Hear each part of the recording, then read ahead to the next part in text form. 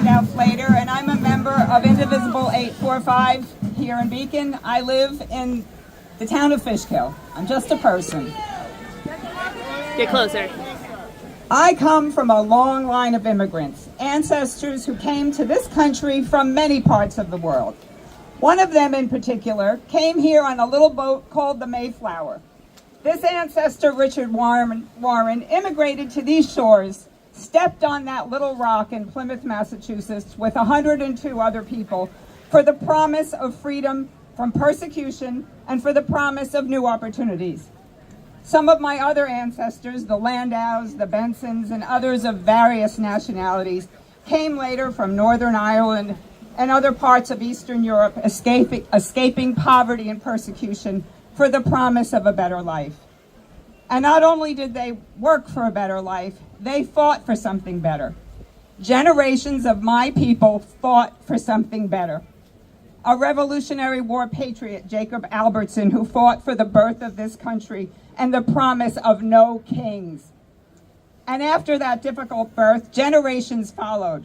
My great-great-grandfather, George Lamb from Cornwall, New York, who fought with the New York 5th Cavalry, fought at Gettysburg and Wilderness during that Civil War.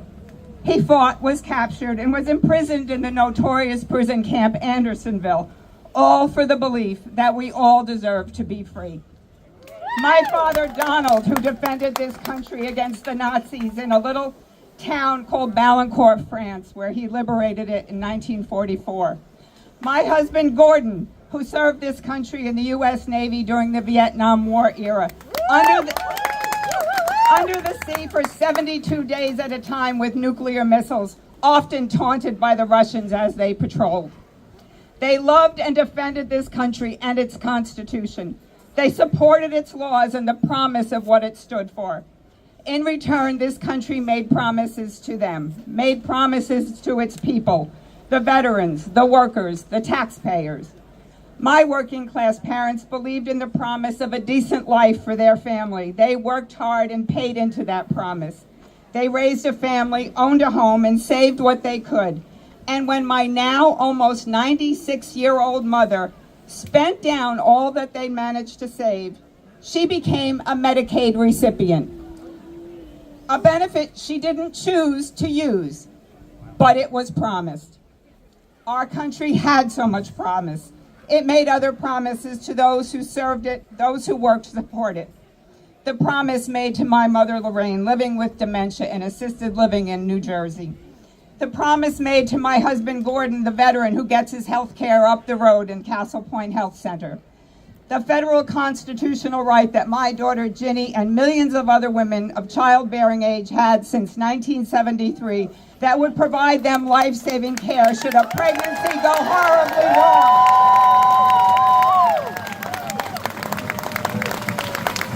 And let's face it, this week we have all seen how much Donald Trump believes in states' rights. The promise made to my grandson Maxon and every other student in this country with an IEP for any kind of learning difference, which guarantees them an equal education. The promise made to my great-grandson Leo, who lives in Albany and has Down syndrome, that federal laws would protect him and other children with disabilities to ensure they receive a free and appropriate education.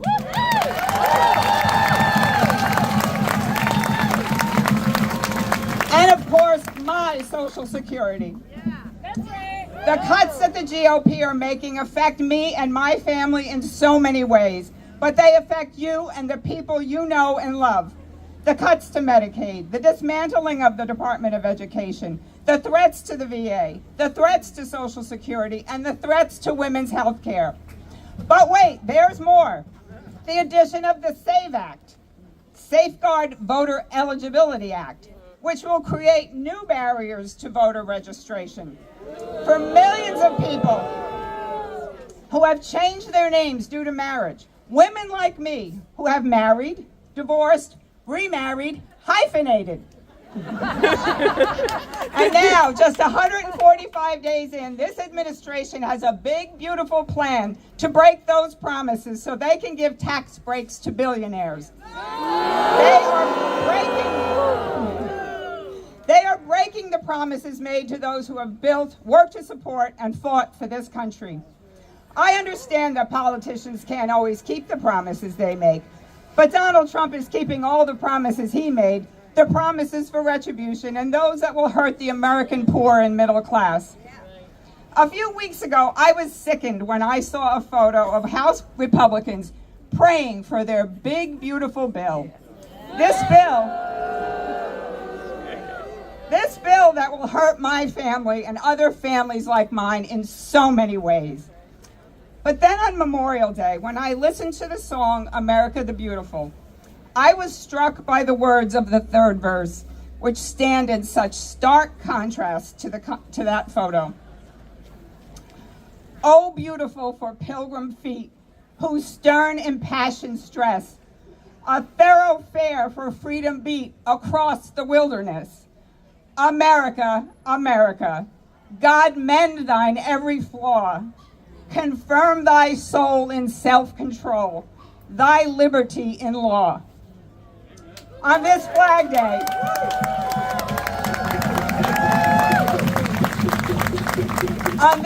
Day, I am angry that my flag no longer represents all that it once did. I do not have power or money, but I have words, and I will make them hear my words. Let them hear your words. Let them hear your voice.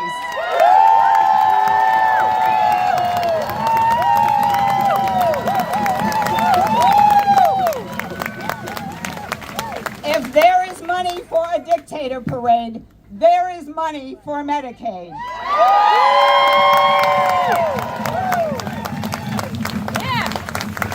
As Cory Booker, senator from my home state of New Jersey, said, this is not a right or a left moment. This is a right or a wrong moment.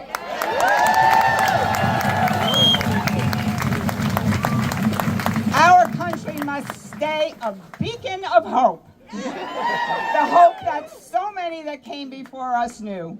The promise of liberty and justice for all. Yes!